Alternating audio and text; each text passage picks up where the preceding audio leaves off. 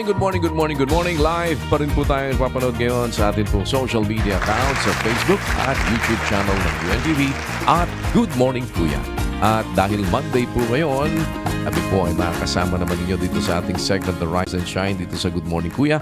Start your day right. Huwag po tayong makalimot una sa lahat na manalangin, magtagubilin at humingi ng gabay sa Panginoon sa ating pong mga paggawa. Mula po sa Pilipinas, bumabati kami sa inyo ng isang good morning. It's time to rise and shine.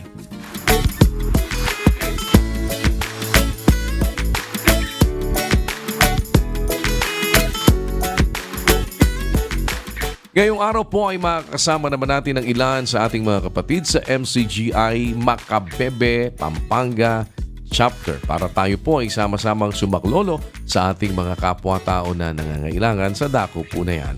Naroon po si Brother Francis Trance. Magandang umaga sa inyo dyan. Good morning, Brother Francis. Rise and shine. Yes po kuya, good morning and rise and shine! Yan po, kasama po natin ang ilang mga kapatid sa MCGI Santa Maria Macabebe Chapter at kami po ay magbabangka para idala po ang kahilingan ng ilang mga guro sa Dalayap High School. Yan po muna ang aming update. Back to you po kuya. Maraming salamat po, Brother Francis, at sa lahat nating mga kapatid na nandyan ngayon. Salamat po sa patuloy na participation po ninyo. Salamat sa inyong lahat sa pakikipagkaisa na tayo ay maging maliit na kasangkapang makasaklolo sa ating mga kapwa-tao na nangangailangan. Pagpalain po kayo ng Panginoon. Keep on shining and keep on caring. At mamaya po ibabalikan ko kayo para alamin kung sino po ang ating mga sasaklolohan sa dako po na yan. Samantala tayo po na po ay magluto. Ang tawag nila dito ay beef and broccoli noodles. Paano ba itong inihahanda? Panoorin naman natin sa atin pong Cook It Right.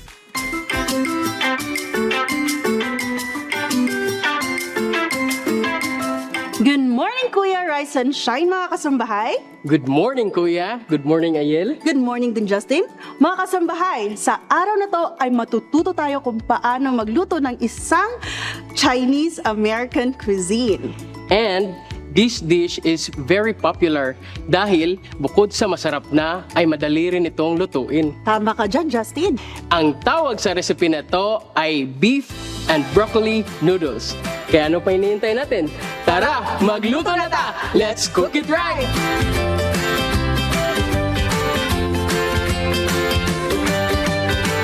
Ang main ingredients sa lulutuin natin ngayon ay, Beef, broccoli, and noodles. so ang una natin gagawin ay i-marinate natin ang ating beef strips. Gamit ang soy sauce, ground white pepper, cornstarch, at hoisin sauce. Massage and mix it well, then i-marinate natin for 20 minutes. Habang hinihintay natin ang ating minarinate, ay i-premix muna natin ang ating sauce. Okay? Pagsamahin natin sa isang mixing bowl ang light soy sauce, dark soy sauce, oyster sauce, sugar, ground white pepper, sesame oil, MSG, chicken stock, at cornstarch. Then mix it well. Sa kumukulong tubig ay i-blanch natin ang ating broccoli. I-blanch lang natin for 1 minute. Ayel, ito ay ginagawa natin para gumanda or tumingkad ang kulay ng ating broccoli. Ibabad na natin ito for 3 minutes sa malamig na tubig. Lutuin naman natin ang ating noodles. At lutuin lang natin ito hanggang sa lumambot or makuha natin yung tamang texture. At i-shallow fry na natin ang ating marinated na beef.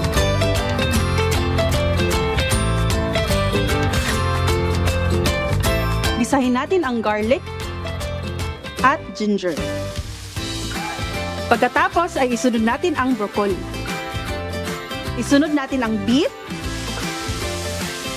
premix sauce. Lutuin lang natin ito hanggang sa kumulo at lumapot ang sauce. Tapos isunod natin ang noodles.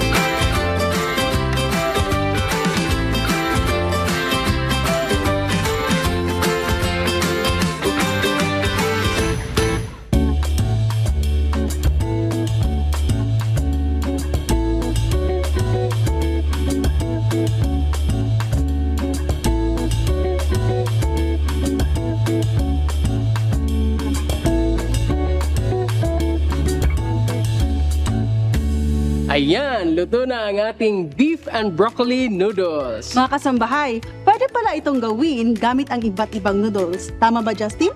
Tama ka dyan, Ayel. Pwede tayong gumamit ng egg noodles, rice noodles, or even spaghetti noodles. Depende pa rin sa inyong mga preferences or dietary needs. Tara, kain na tayo. Tara! Huwag kalimutan, bago kumain, manalangin.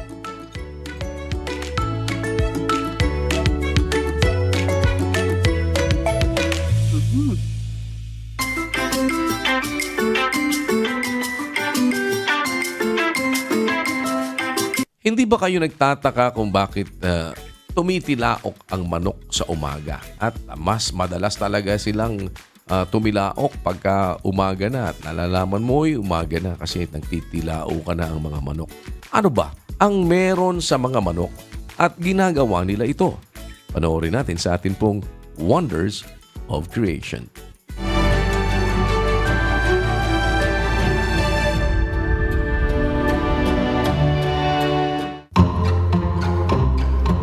Maliban sa aw-aw ng mga aso at meow-meow ng mga pusa, ang tugtugaok ng mga manok ang isa sa pinaka-recognizable na tunog ng hayop.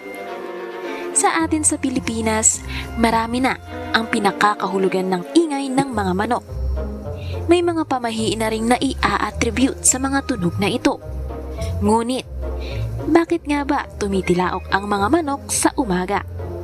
Sa mga nakalipas na panahon at mga observation tungkol sa mga manok at ng kanilang behavior, pangunahing mga dahilan na resulta sa pag-aaral ay biological clock, natural instinct, sunlight's impact on chickens, impact of weather and temperature, influence of predators and other animals, communication, hierarchy and dominance, and territory.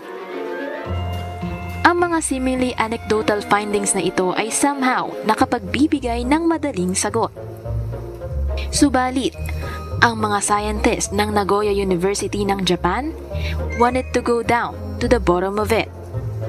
Ang grupo ni Takashi Yoshimura ay nag-conduct ng several experiments noong 2015 kung saan ang iba't ibang roosters ay inexpose sa klase-klaseng mga ilaw, imitating the daybreak light, and exposing different groups of chicken to different duration to light, at inobserbahan ang mga manok at ang kanilang pag-crow sa loob ng 2 linggo. They published their findings on July 23, 2015 na mayroong anticipation ang mga manok sa kung kailan magkakaroon ng ilaw, explaining the pre-dawn crowing ng mga manok for approximately 2 hours before the light. Isa pang pambihirang obserbasyon ay ang pinaka-dominant na rooster ang dapat mauunang mag-crow, while others are patiently waiting after. Yoshimura stated that the highest-ranking rooster has the priority of breaking the dawn, and the lower-ranking rooster are patient enough to wait and follow the highest-ranked rooster each morning. Inexposed din ang mga manok sa external sounds habang madilim pa ang paligid. Nagre-react naman ang mga manok sa pagkukrow, pero hindi kagaya ng pagkukrow nila in the breaking of dawn. Yoshimura et al. Concluded na mayroon talagang internal biological clock ang mga manok that tells them when to crow. The internal clock takes precedence than the external cues, dagdag ng mga researchers, as the result to the experiment of tricking the chicken to crow any time of the day. Iba ang lakas ng pag-crow nila in anticipation sa bukang liwayway. Na-confirm ng pag-aaral na ito ang dahilan ng pagtitilaok ng mga tandang sa umaga. Ito ay dahil may biological clock ang mga manok. Nag-a-announce sila ng kanilang territory at nagko-communicate to other animals. Final finding says na ang pagkukrow ay pagpapakita nila ng dominance over the other chicken. May hierarchy na sinusunod ang mga manok at naipapakita nila ito sa hindi pa sumisikat ang araw. Sinong mag-aakala na sa simple at mga hindi na napapansing bagay ay naipapakita ng dakilang may lalang ang kanyang kamanghamanghang lawak na karunungan. sadyang walang nilalang na ginawa ng walang layunin. Ang mga tandang, ang ginawang natural na panggising sa atin. Magmasid pa tayo, baka makakatuklas din tayo ng natural na pampatulog sa kanyang wonders of creation.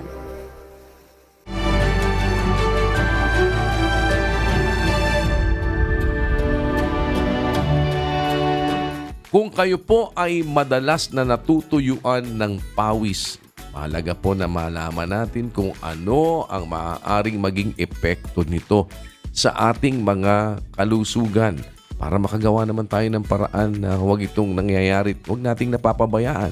Panoorin po natin sa ating Now You Know.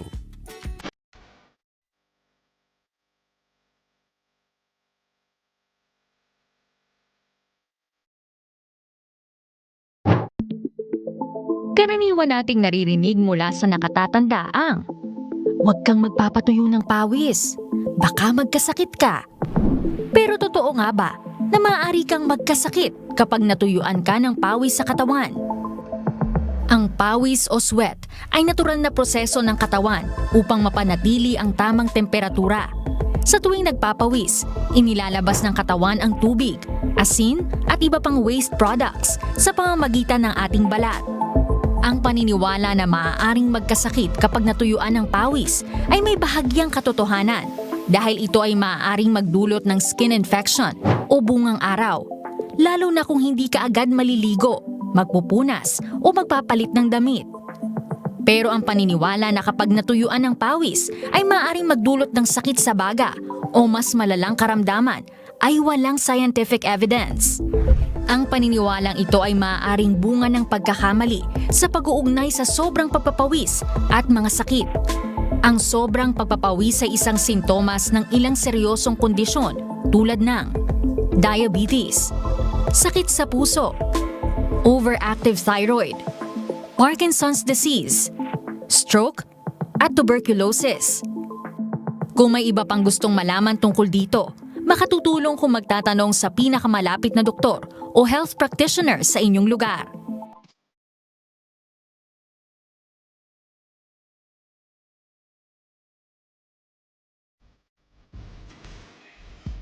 Tayo po ba'y bagong hire lang sa trabaho?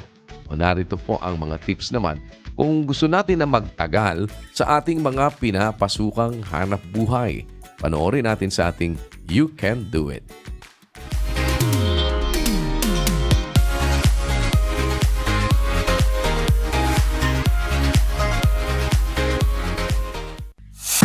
After ng matyagang job hunting at nakakakabang interview, congrats! Tanggap ka na sa iyong dream job. At ngayong employed ka na, we will give you some tips kung paano naman makakapanatili sa iyong bagong trabaho. Do your job to the best of your ability. Sikaping magawa ng maayos ang trabaho, stay on track, at tapusin ang tasks on time.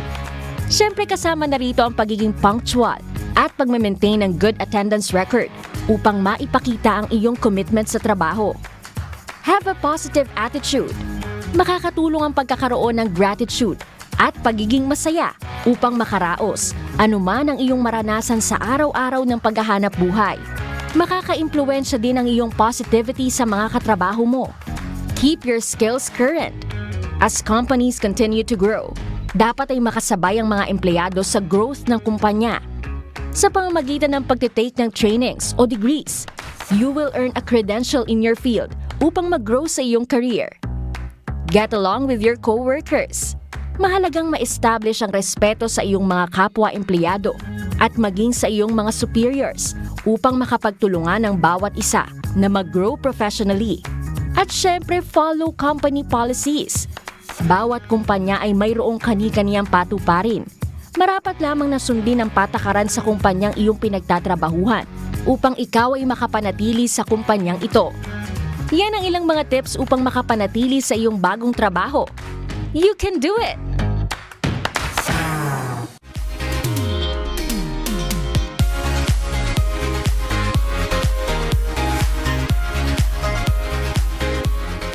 Ating alamin sino po sa ating mga kababayan ang sama-sama namang aabutin ng members ng Church of God International o MCGI para tayo po ay makasaklolo sa kanila. At balikan natin si Brother Francis Trance. Brother Francis, maya payabak kay Kongan Ken, King Makabebe, rise and shine. Good morning Kuya, Rise and Shine, at nandito na po kami sa Dalayap High School at kasama po namin ngayon ang ilan sa mga teachers dito sa eskwelahan pong ito na pagkakalooban po natin ng water dispenser. At nandito po sa aking katabi po si Ma'am Gladys Dantes. Good morning po, Ma'am. At ano po ang sitwasyon po dito ng mga teachers sa school po natin? Ang sitwasyon po ng mga teachers dito po sa school namin is mahirap dahil majority po ng aming mga teachers ay nagmumula po sa upland, which is everyday po silang nagbabangka. Lalo na po pag maulan, may bagyo, kawawa po talaga yung mga teachers sa Dalayap. Kasi pati po yung safety nila at stake po pag may bagyo. Lagi po silang nauulanan, lagi po silang nahihirapan. Pero dahil sa pagmamahal po nila sa mga bata, pagmamahal po nila sa pagtuturo, tuloy-tuloy pa rin po ang pagpasok ng mga guro sa Dalayap High School. Ayun, at napakaganda pong advokasya yung ating tinataguyod po dito. At gaya po ng nasabi po ninyo, kami rin po ay nagbangka po dito at nakita din po namin yung sitwasyon ng area. At ibig sabihin po, ilan pong teachers po dito sa ating school po ngayon? Kami po ay 10. Pero ako lang po ang naiiwan dito kasi home base po ako. So lahat po ng 9 na kasama ko, araw-araw po nilang dinadanas yung hirap ng pagsakay sa bangka para po makapasok. Ayun po, so siyam po ang araw-araw po yun. Yes po. Nagbabangka po sila. Yun po. At nakikita po natin yung hirap po ng mga guro. Kaya marapat lang po talaga na bigyan po natin sila ng pagpupugay sa ginagawa po nilang sakripisyo. Lalo na po sa mga anak po natin. Po. Kaya po, dito po sa school, ilan po yung mga estudyante po natin?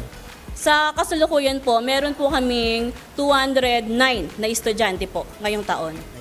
Yun po. At balita ko rin po ay kasama din po ang school na lalaban sa cluster meet po itong darating na November. Yes po. Ang mga estudyante po namin sa nalalapit na cluster meet ay kasali po. Magagaling po ang mga bata sa Dalayap. May pagmamalaki po namin na kahit gaano kami kahirap in terms of financial, lalaban at lalaban po ang mga bata. Ang pinakakailangan po namin na suporta ngayon is yung financial po para sa mga bata kasi sasakay po sila ng bangka. Meron po kaming 42 na bata na lalaban po next week sa cluster meet. Hindi po namin alam kung paano po namin malilikom yung pondo na kailangan ng bata, pero kami pong mga guro ay handa na tulungan ng mga bata kahit gaano man po kahirap. Ayun po, salamat po sa Diyos. At dahil po dyan, Ma'am Gladys, narito po ang MCGI. Magkakaloob po ng munti po namin nakayanan na water dispenser. Alam po namin na syempre sa hirap po ng pagbabiyahe po natin, makapatid lang po kami ng uhaw sa mga guro po na nagsasakripisyo ay malaking bagay na po sa amin. Kaya po tanggapin po ninyo, ito po ang aming munting nakayanan. Galing po ito sa MCGI, sa pamumuno po ng ating Kuya Daniel. At ito po ay water dispenser at makatulong po sa inyo sa paraan na maaari po kaming maka-ayuda po sa ginagawa niyo. Bago po kami magpaalam, Kuya, may pagbati po dito mula sa Dalayap High School. 1, 2, 3. MCGI cares, MCGI shines, to God be the glory! Salamat po, Brother Francis Ampong karingagang kapatid tamo ken King Makabebe. Salamat po kung kayong partisipasyon. Salamat po sa inyong partisipasyon. Pagpalain po kayo ng Panginoon. Keep on shining and keep on caring. Tunghayan naman natin ang kwento ng pagsisikap ng isang nanay na nooy namamasukan bilang mananahi at ngayon ay mayroon ng sariling patahian. Kahit mahirap, huwag susuko, laban lang.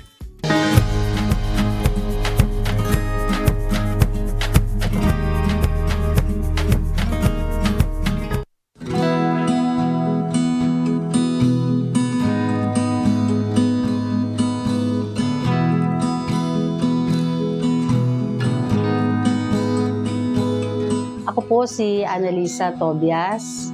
51 years old, taga-Bulihan Silang, Cavite. Ako po ay may asawa, may 6 na anak na nagtrabaho sa pabrika ng panahian ng may 18 taon. Habang nagtatrabaho po sa pabrika, tuwing magkakaroon ng pagkakataon, ako po ay gumugugol po sa pagbili o pagpundar ng mga gamit na magagamit ko sa panghanap buhay. Nagkaroon po ng pagkakataon na may nagpautang ng makina.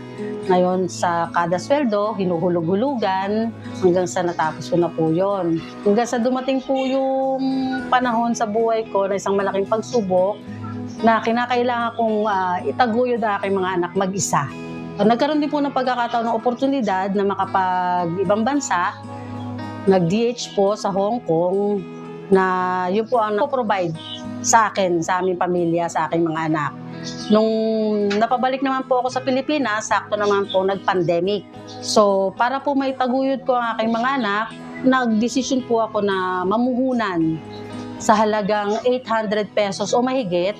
Bumili po ako ng 4 kilo na tela at nagsimula po akong manahin ng mga face mask na in demand nung panahon ng pandemic. Sa tulong din po ng mga kaibigan na nakapag-supply po ako sa Lazada, sa Shopee. Yun po ang naging pantaguyod ko sa aking pamilya. Nung sa nagiging kita ko sa pananahin ng face mask, una na yung kasama sa pagpo-provide sa mga pangangailangan sa bahay, nakakapag-save po ako na nadadagdagan ko po yung mga makina ko. Tapos simula na po nung natapos naman po yung pandemic, na humina na po yung face mask, na hindi na naging in demand, lumipat naman po ako sa paggawa na mismo ng damit.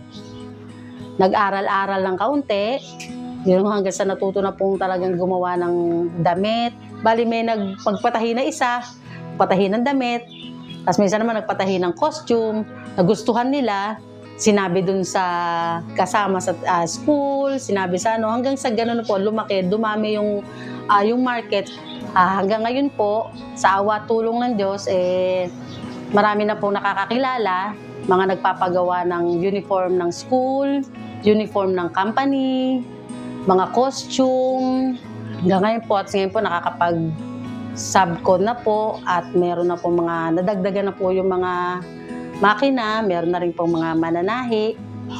Bali yung pong mga gustong magpagawa, gustong magpatahi, kinokontak po ako through messenger. Meron naman yung personal na number, yung routine na by 9 o'clock, nakapaglinis na ako ng bahay. Kapag doon na, magsisimula na ako niyan sa tahian. Tapos hanggang sa magpe-prepare naman ng tanghalian para sa aking mga anak. Tapos break time, tapos balik na naman ulit. Yun yung pagtapos, medyo minsan natatapos kami ng late night. Lalo na pag meron kaming nirarush. Ang nagiging malaking pagsubok ko dyan minsan, kahit sa ngayon, yung may mga demanding na yung ginawa ko, binalik nila lahat kasi ayaw nila, hindi nila gustuhan. Yun ang siguro para sa akin ngayon sa buhay ko, sa dami ng hirap na dinanas ko, yung may salita pa na medyo tumutusok sa puso.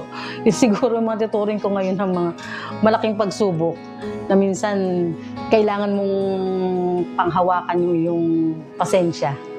Actually, ang unang-unang naging motivation ko po, magulang ko, yung anak ko, yung sitwasyon ng buhay ko na naisip kong pag hindi ako kumilos, walang mangyayari. Sa kalakasang binibigay araw-araw, ang trabaho kahit mahirap, kahit maliit, basta marangal. Siguro ang may papayo ko lang sa mga katulad ko na duman sa mga maraming pagsubok sa buhay, siguro unang-una na kumapit muna tayo sa Diyos, na gumagawa tayo ng alam natin, kasama natin ng Diyos. Nakikita mo yung mga magagandang, ang daming magagandang resulta sa buhay. Hindi ko masasabing pinansyal, gano'n, hindi. Sa maraming aspeto ng buhay. Lakas, katatagan, mga taong ibinibigay sa iyo ng Diyos na nakakatulong mo, na talagang mga mabubuting tao. Yun siguro, patuloy lang, basta una, kapit muna sa Diyos. Kaya ipagtiwala po natin sa Diyos ang lahat ng ating mga gawa, lakipan natin ng sipag at tiyaga, laban lang.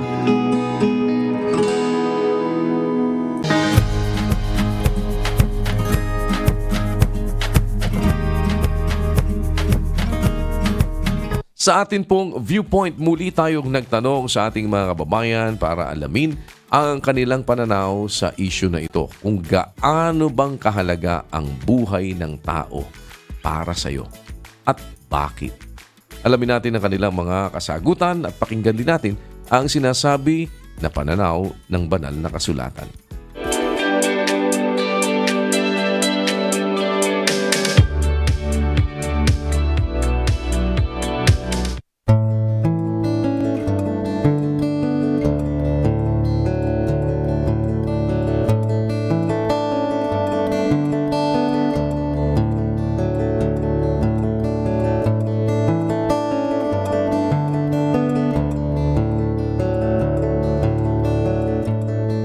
Mahalaga. Tulad ko, may maliit ako. Kailangan ko pa mabuhay ng mahaba kansag na para sa asawa ko. Mahalaga kasi para sa pagtanda ko, may halaga sa mahalaga. Masarap mabuhay. Lalo't walang problema, walang okay lang kahit na mahirap. Merong Lord. Mahalaga po siya. Sa akin mahalaga ang buhay kasi lalo na pagka ikaw ay pamilyadong tao.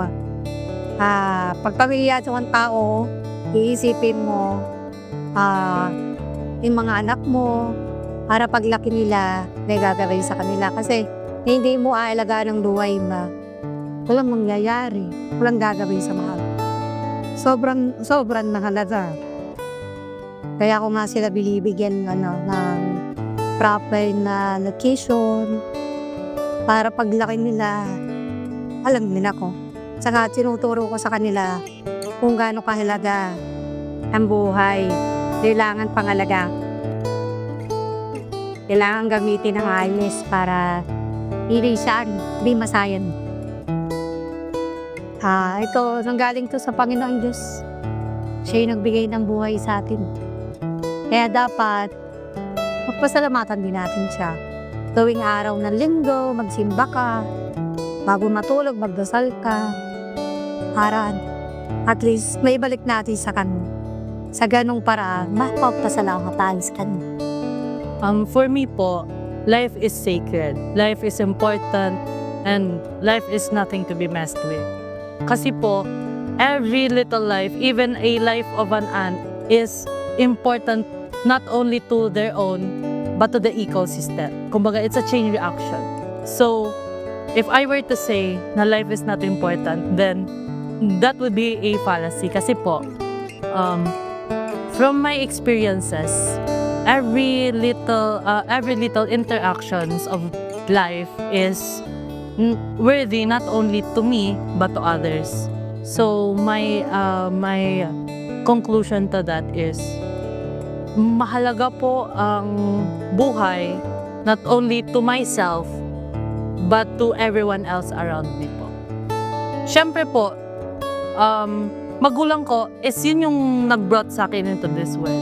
Siyempre kung wala silang buhay or mawawalan silang ng buhay, wala ako dito and I would be devastated po kasi every first of my life, my first walk, my first sight, sila po ang kaharap ko, sila ang kasama ko. So, their life is beyond important than anyone or anything else. Pero I'm not saying po na everyone's life is, every other's life is not, they are important also, but my parents' life is the most important life for me. Usually po kasi sa akin, since single parent na po yung nanay ko, is po siya kasi parang materialistic po siya na tao. So, minsan po talaga ang gusto niyang binibigay sa kanya is mga bulaklak, mga chocolates, na ayun yung way na gusto niyang ipakita namin sa kanya kung paano namin siya gustong mahalin. Kumbaga, ang love language niya is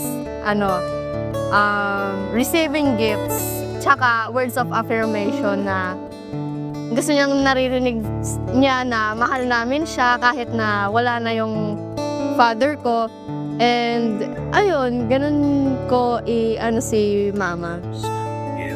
So for me, napakahalaga ng buhay ng tao since hiram lang siya and also bigay siya ng pong may kapal.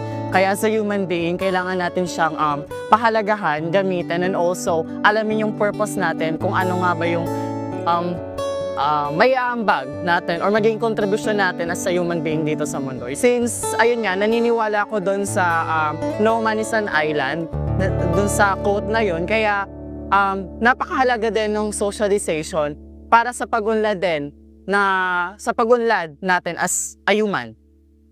Ayon sa psikolohiya, ang pagpapahalaga sa buhay ng tao ay mahalaga dahil ito ang pundasyon ng ating kakayahang magmahal, makipag-ugnayan, at magbigay ng halaga sa iba. Maipapakita natin ang pagpapahalaga sa buhay ng kapwa sa pamamagitan ng pagiging maunawain, pagtulong sa nangangailangan, at paggawa ng kabutihan. Pero ayon sa Biblia, gaano nga ba kahalaga ang buhay ng tao? 10:29 ng Mateo. Pakinggan mo ha. Hindi baga ipinagbibili ng isang beles ang dalawang maya? At kahit isa sa kanila'y hindi mahuhulog sa lupa kung hindi pahintulot ng inyong ama. Datapwat maging ang mga buhok ng inyong ulo ay pawang bilang na lahat. Diyan pinakikita ni Kristo gaano kahalaga ang buhay ng tao, kapatid. Pati pala yung ating buhok, binibilang ng Diyos. Ganon tayo kahalaga sa Diyos. Pati buhok natin, bilang niya. Para patunayan sa yung mahal ka ng Diyos, pati buhok mo binibilang niya. Mahalaga ang buhay ng tao sa Diyos, kapatid. Mahalaga kaysa maya. Ang maya ay pinagbibili 2 isang beles. Kahit isang maya hindi mahuhulog sa lupa, hindi mamamatay, kundi pahintulot ng Ama. Ibig sabihin, ganun tayo kahalaga ang buhay ng tao sa Diyos. Kasi alam ng Diyos yung buhay na yan, ibinigay niya para gamitin natin sa paglilingkod sa Kanya. Binigyan tayo ng Diyos ng buhay para tayo sumunod sa Kanya, pasakop sa Kanyang mga utos, gumanap ng Kanyang kalooban. Iyon ang naunawaan ng mga apostol, ng mga propeta. 12:13 ng Ecclesiastes. Ito ang wakas ng bagay. Lahat ay narinig. Ikaw ay matakot sa Diyos at sundin mo ang Kanyang mga utos sapagkat ito ang buong katungkulan ng tao. Kaya ang pagsunod sa kalooban ng Diyos, ang pagsunod sa utos niya, yan ang buong katungkulan ng tao. Kaya tayo nag-i-exist para sumunod tayo sa Diyos. Gumawa ng Kanyang utos na mabuti. 2:10 ng Efeso. Sapagkat tayo'y Kanyang gawa na nilalang kay Kristo Jesus para sa mabubuting gawa na mga inihanda ng Diyos ng una upang siya nating lakaran. Ayan, sabi ng Biblia, ginawa tayo para gumawa ng mabuti na siya nating dapat lakaran sa buhay. Kaya ang buhay mahalaga, kapatid, para sa Diyos. Napakahalaga ng buhay.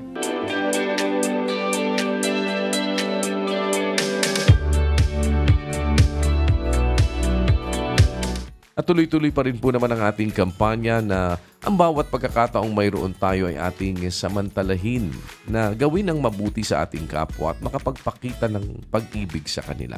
Kaya po muli, nagsagawa tayo ng isang social experiment.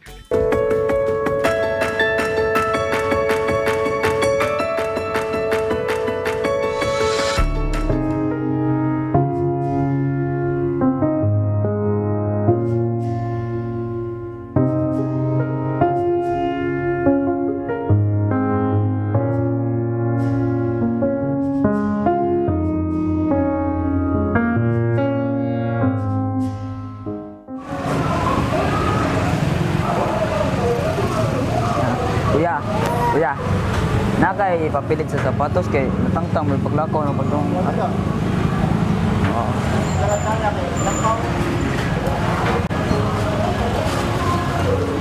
Ikaw te, nakay kuan.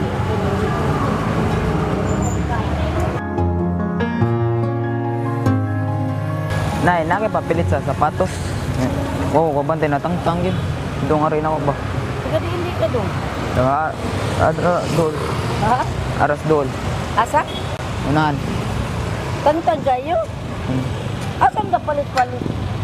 Naluoy ko nagtanaw niya mo niya, nangutana siya kung naabay ka ng para papilit niya. Asa sa kata makapalit? Hindi ka pamili. Asa na pitin nyo?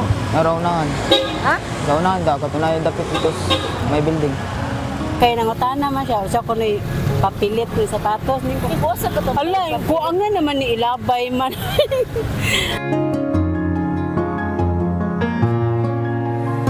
Pwede na kayo siya sa glute. Nalangkat may sapatos. Nalangkat akong sapatos. Nangutana siya, og nabay syustlo. Ko, wala man ko syustlo dong. Hindi ko, na ato na ay namalikya og syustlo. Ko, ato lang ato, pangutana og naabay.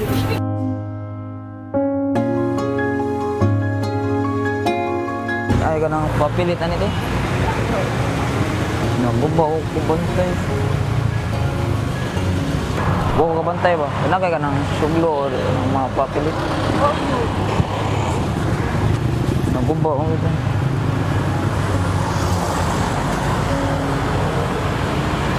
Nangasag tabang kaya daw yung sapatos na kuan din. Ang kwarta igo-igo ra po din.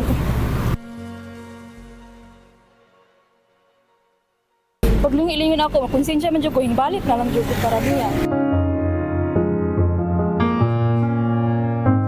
Ay, salamat eh. Pero murag na kuan ba nakumot ako ang dughan kay napagdaraw ko. Luya sad kay niya kay ang sapatos basin day layo pa yang maglakaw ra siya din layo din. Layo yang lakunon ana bitaw. Yung ko asa din yung hadaw siya tora dito sa ko pagsakay na lang yung ako sa taga Pamliti. Nay? Ay, sure ka, Nay? Ano ba? Nang. Ay, ulog-ulog. Oh, salamat, Nay. Kinsa ganitong kinahanglan, ato yung tabangan. Yan, salamat na sa ko sa Ginoo nga kanang naapo ko ikatabang ba sa ginagmay lang basta kinasing-kasing. Ay, Nay, na kay papilit sa sapatos. Nagubaw manggid kay wa ko kabantay ba pag lakaw na ko kulungar. Palitan ako ko. Magikuan, naurot akong baon.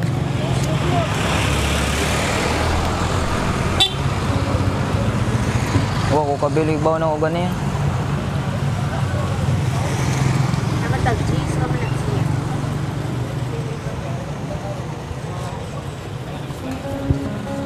Salamat, Nay. Ang may na naman dyan maluoy man dyan ta basta koan na nakinhanglan. Niya mo bitaw ni tanaw ko balik niya. Malipay yun, ang imong kasing-kasing murag saya ba? Nakatabang ka, bisag gimay lang kayo. May building? Hindi ka. Pwede ka pamiliti. Ha? Ay, Ha? Sakay ka.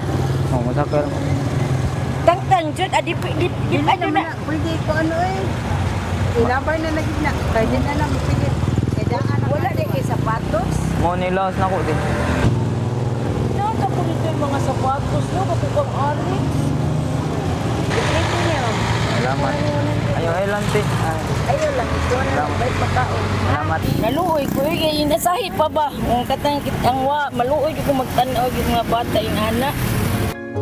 Dapat punta ka ng labi na kanang mga kwartahan, muhatag yung taon sila sa mga waag yun.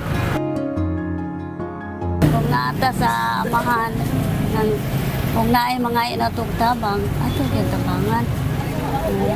Haron may maya ang amahan dito sa langit. Oo, tabang sukog ka ng naimangayo. Kaya ang Ginoo ra may magdigusto Pamhinaw ko para rami nga walay kwarta basin day nigsunod wala koy kuan nara poy mutabang nako ana makasara kanang maka-encounter tag kanang para pud mga tabang day nara pud ta ikatabang sa gamay mutabang na lang.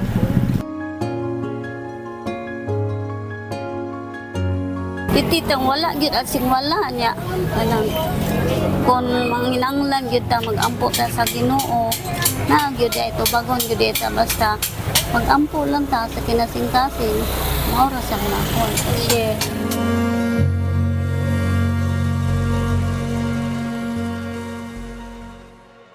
Kung halimbawa nakakita ka ng isang pagkakataong libreng-libre kang gumawa ng mabuti, ang ibig sabihin nun, ikinlir ng Diyos. Nilinis muna niya yung pagkakataon para magkaroon ka ng chance. Kasi may hahadlang nga eh. Ibig sabihin, may naganap ng paglalaban ng masama at ng mabuti at nakapanaig ang Diyos para makakita ka ng pagkakataon na makagawa ka ng mabuti para maging kasangkapan ka ng Diyos. Ibig sabihin, inalis na ng Diyos yung hadlang na ginagawa ni Satanas, ng kanyang mga demonyo, ng kanyang mga anghel, at ng kanyang mga kampung kapwa natin tao na nakipaglaban muna ang Diyos doon sa mga mang-iistorbo sa'yo, ikinlir niya yung daan, nilinis niya yung daan, para makarating ka doon sa paggawa ng mabuti. Kaya pagka nasumpungan mo yung pagkakataon na yon, gawin mo agad kasi kaya ka nagkaroon ng pagkakataon, ginawa ng Diyos yun eh. Parang pagbabaliwala mo sa Diyos, ang iisnab mo sa Diyos na doon sa pagkakataong makakagawa ka na, ipinuspone mo pa, hindi mo pa ginawa. Hindi simple ang paggawa ng mabuti. Inahadlangan niya ng kaaway. Pero pag nakakita ka ng tiyempong makakagawa ka ng mabuti, kanino? Sa asawa, no? Sa anak, sa kapwa-tao, sa kapatid, sa kaaway. Pag nakakita ka ng tiyempo, huwag mong palagpasin. Tiyak na tiyak, may kasama kang Diyos doon sa panahon na yon.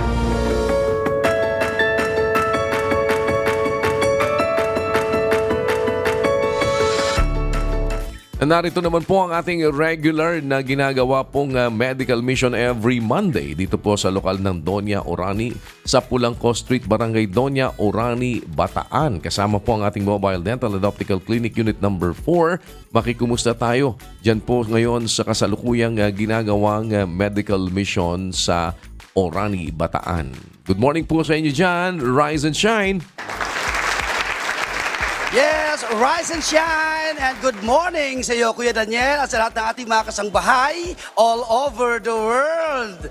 Ako, Kuya, tama nga po kayo, Monday po ngayon, schedule po natin ng MCGI Clinic dito po sa Barangay Doña Orani, Bataan, na kung saan hitik na naman ang ating mga paglilingkod dito sa dakong ito dahil kumpleto po ang ating ipagkakaloob sa ating mga kababayan na mga serbisyong medikal at legal at optical dito po sa ating MCGI Clinic na matatagpuan sa Pulangco Street, Barangay Doña Orani, Bataan. Kanina po, Kuya, as early as alas 4 pa lamang po ng umaga, meron na po mga nakapila po dyan kaninang maagang dumating para sigurado po silang mauna na makapagpatala, makapagpalistra sa registration na table po natin na kung saan yun po ang talagang pinaka-unang step. Magpaparehistro po sila and then afterwards, sila po ay pupunta na po dito sa lugar po na ito sa ating pinaka-bulwagan dito para na sa gayon, sila po ay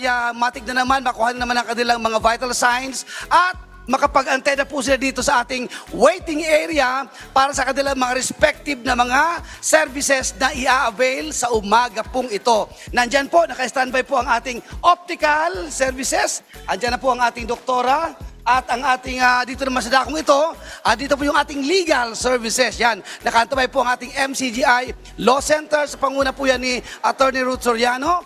At nandun po sila ngayon ng ating mga doctors na kung saan sila naman po ay maglilingkod sa mga magpapakonsulta sa pedya at adult consultations. After naman po niyan, ang ating pong corner doon, andun po yung ating pharmacy na kung saan po ipinagkakaloob ang libreng mga gamot na maiuuwi po ng ating mga pasyenteng bibigyan naman ng reseta ng ating mga doktor. At syempre, habang sila nag-aantay dito, Kuya, nakaredy naman po yung ating agahang masarap na talagang bestseller din, lugaw with egg. Ayan, yan po inihanda naman ngayon ng mga kasama natin sa MCGI Olongapo Chapter. Yan, sila po ang naka-assign sa umagang ito para paglingkod naman sa ating mga kababayan sa kanilang breakfast. At kung mamaya, luluobin ng Panginoon, andito pa sila sa panahon ng lunch. Meron pa rin po tayo nakahanda na pagkain para po sa pananghalian ng ating mga pasyenteng aabutin pa ng tanghali mamaya. Inuulit ko lang po kuya, ang ating pong registration ay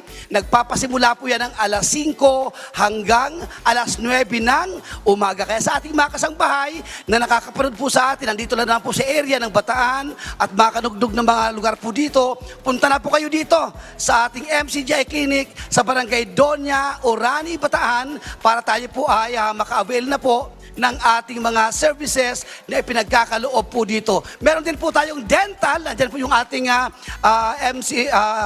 MDOC, na unit number 4 na Mobile Dental and Optical Clinic number 4 para po maglingkod naman po sa ating mga kabayang merong pangailangan namang dental. Bunot po yan, linis ng ngipin at libreng sukat po ng postiso para po dun sa mga wala na pong ngipin. Ayan, kaya blockbuster po lagi kuya ang ating paglilingkod po dito sa dakong ito at mamaya po ay makapagulat po ulit kami sa inyo ng pinaka-update ng ating pong sinasagawa pong paglilingkod sa lugar po na ito. Meron din tayong ECG at BCG pala. Yan, naihabol po natin.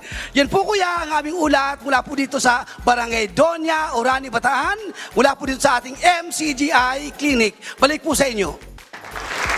Maraming salamat po sa inyo lahat at sa lahat ng ating mga kapatid na nariyan ngayon mula po sa members ng Church of God International at sa lahat ng ating mga katuwang na mga doctors, lahat po ng mga medical practitioners, lahat po ng ating mga kapatid na nag-aayuda dyan po sa ating mga kapwa-tao. Ay tuloy-tuloy lang naman po kayo. Maaari kayo magsadya dyan sa ating pong lugar sa Doña Orani sa Bataan. Yung mga malalapit sa area. Libre lang po ang lahat ng mga nandyan.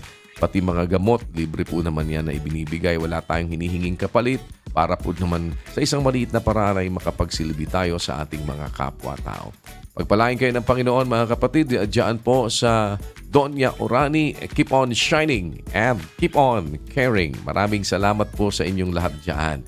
At muli po kami nag-aanyaya sa opening ng ating pong mass indoctrination this coming mamaya na po ito dahil December 9 na ngayon. Mamaya po ito. Alas 7 po ng gabi, Philippine Standard Time. Ang ating pong pasimula ay ang alas 7 po ng gabi dito sa Pilipinas. At may iba-ibang mga schedules naman tayo sa iba't ibang bansa. Ang Rise and Shine segment po dito sa Good Morning Kuya ay inyong napapanood every Monday, 6 o'clock in the morning. At tuloy-tuloy pa rin po ang ating mga public services sa ating namang serbisyong bayanihan. Monday to Friday po yan, alas 4 naman po ng hapon. At ang MCGI Charity Center po ay nakabukas every Friday dyan po sa 141 E. Rodriguez Avenue, Marikina City. 5 to 9 po ang registration dyan. Samantalang ang MCGI Diagnostic Center po, bukas araw-araw po ito, Lunes hanggang Biyernes, dyan sa MacArthur Highway, Barangay Sampaloc, Apalit, Pampanga. Nakahanda po namang makapagsilbi sa inyo ng iba't iba pong mga serbisyo na maaari nyo mapakinabangan. Libre po yan. Ang ating medical mission dyan po sa lokal ng Doña Orani, regular din po ito every Monday naman.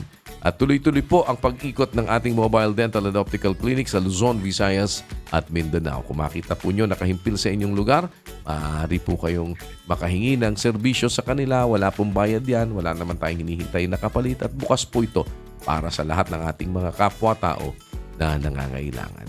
On that note, muli po ay nagpapasalamat tayo sa Panginoon sa isa pang mabuting pagkakataong ipinagkaloob sa atin para tayo magkasalo-salo ngayong araw na ito. Hindi pa po tapos ang Good Morning Kuya.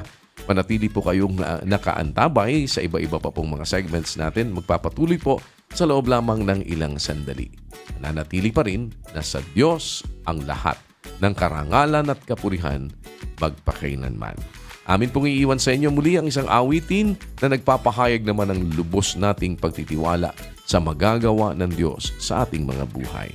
Sa kanilang rendition ng medley ng awiting Sinasamba Kita at Ama, Dakila Ka.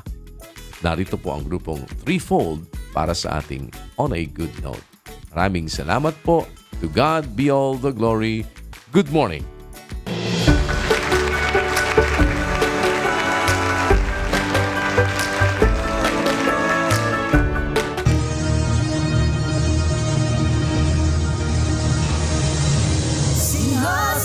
kita, Ama, pagkat ikaw ay dakila.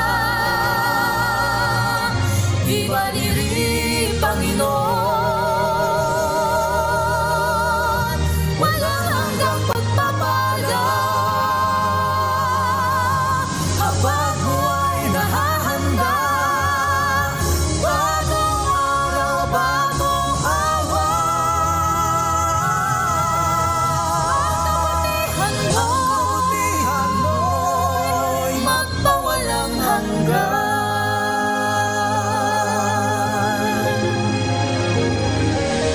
Sa'yo ama'y umaawi, pagpupuri sinasambi. Namuluwag itong dibdib, naiibsan itong sakit. Nang dahil sa iyong pag-ibig at paglingap na nakamit,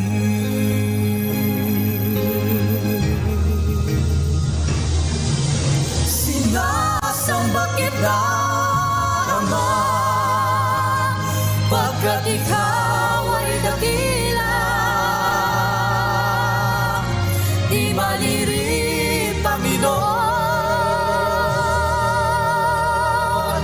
walang hanggang pagpapala.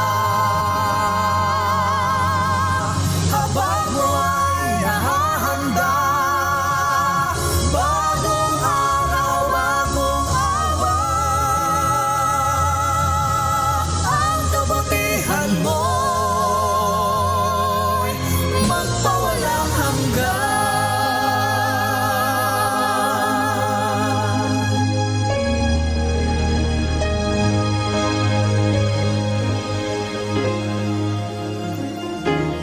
kislap ng mga bituin na di ko mabilang, nagsasabing ikaw ay dakilang manlalalang. Kung ako'y narito, may buhay, kalakasan. Ito ay dahil sa iyong kabutihan.